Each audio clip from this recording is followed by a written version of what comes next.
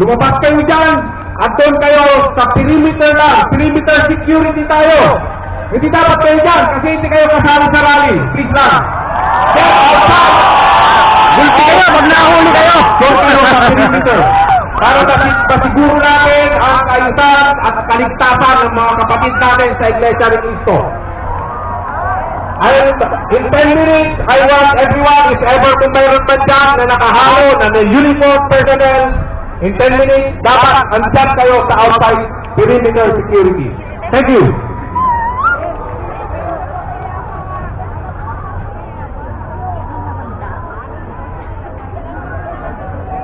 May kainahin na ha, tatanungin nyo kung anong lokal ha, kung anong purok pangkat ha.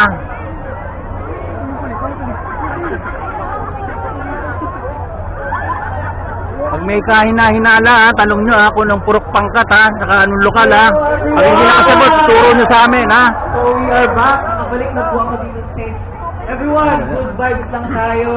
Sana masaya tayong lahat. Enjoyin natin yung oras natin dito magkakasama. So, mag-random ako sa inyo ng isang awitin. This song is Irish.